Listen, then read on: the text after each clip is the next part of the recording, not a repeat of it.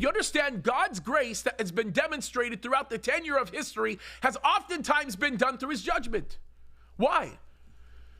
Because oftentimes the type of judgments that come our way are corrective in action, and oftentimes they are preventative in action. But here's a problem. And here's something that's not going to last forever. And that's this. As we get closer to the last days, there is going to come a point in time where God is going to say, I am not going to extend my grace to the world by judging it.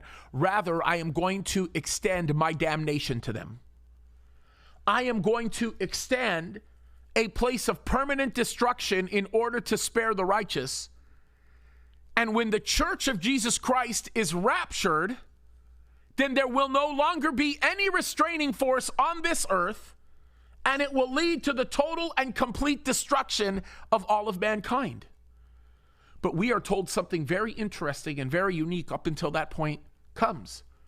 We are told to occupy until the Lord return for his church. We are also told to stand for righteousness, not with the contingency being placed upon us to produce a result, rather with the importance of obedience.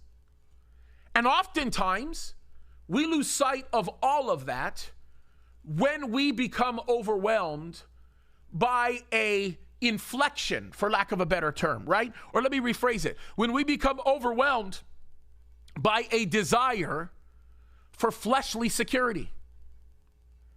And when that begins to take place, it changes everything. Folks, this is the reason why churches all over the country and all over the world are compromising.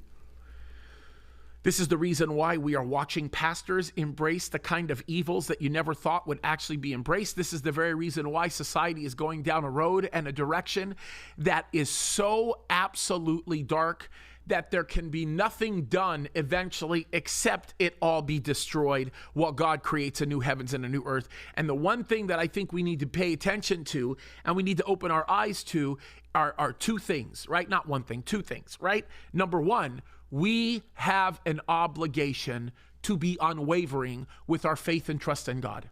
Number one. Number two, we have an obligation to walk in obedience to God.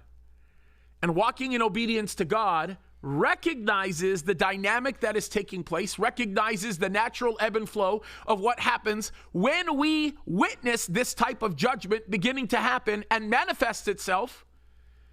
And perhaps one of the most important aspects of this is to recognize the fact that God, with the movement of his sovereign hand, will eventually reconcile every single dynamic that goes with it that we cannot understand.